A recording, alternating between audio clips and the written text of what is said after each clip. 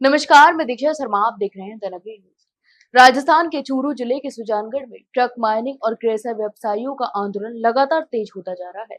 तो वहीं छठे दिन भी डीटीओ ऑफिस के आमने सामने अनिश्चितकालीन धरना और भारी जाम भी रहा।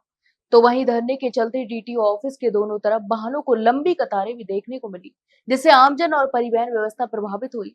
इसके अलावा शनिवार रात को आंदोलन को और बल तब मिला जब चूरू के सांसद राहुल कस्बा और रतनगढ़ के विधायक पूसाराम गोदरा ने धरना स्थल पर पहुंचकर ट्रक और क्रेशर व्यवसायियों के समर्थन दिया। तो वहीं उन्होंने सरकार से मांग भी की कि बंद की गई ट्रकों की रजिस्ट्रेशन सर्टिफिकेट यानी आरसी को तुरंत बहाल किया जाए और ई रवन्ना की अनिवार्यता को भी समाप्त किया जाए। इसके अलावा सांसद राहुल कस्बा ने सरकार पर तीखा प्रहार करते हुए कहा कि भगवान सरकार को सद्बुद्धि दे ताकि यह जनविरोधी फैसला वापस लिया जाए और आंदोलन समाप्त हो सके।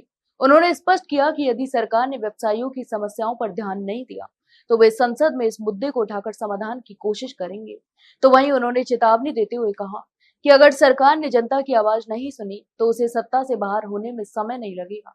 इसके अलावा राहुल कस्बा ने सवाल उठाया कि अधिकारियों द्वारा 3 साल पुराने रिकॉर्ड के आधार पर ट्रक मालिकों पर जुर्माना लगाना कहाँ उचित है। उन्होंने इसे तुगलकी फरमान बताते हुए तत्काल प्रभाव से वापस लेने की मांग की।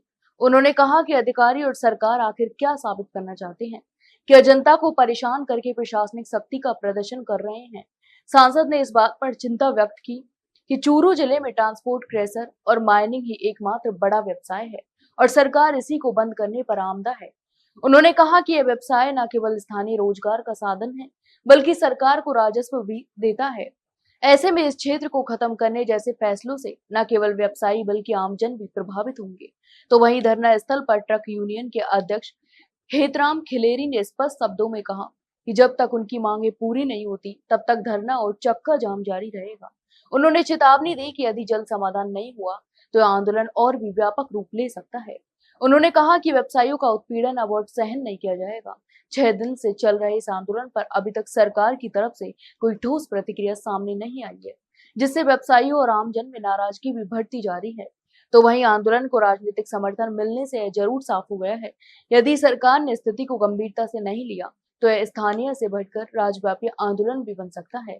इस घटनाक्रम ने स्पष्ट कर दिया है कि प्रशासनिक निर्णयों में यदि संवाद और संतुलन नहीं होता तो उनका सीधा असर जमीन पर काम कर रहे छोटे बड़े व्यवसायों और आम नागरिकों पर पड़ता जा रहा है। अब देखना यह होगा कि सरकार कब तक इस आंदोलन को नजरअंदाज करती है या समाधान की दिशा में कदम उठाती है।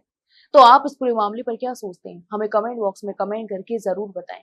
वही जानकारी अच्छी लगी हो तो वीडियो को लाइक और शेयर जरूर करें और आज चैनल को सब्सक्राइब करना ना भूलें। फिलहाल के लिए इतना ही, जल्द मिलते एक नई जानकारी के साथ, तब तक के लिए नमस्कार।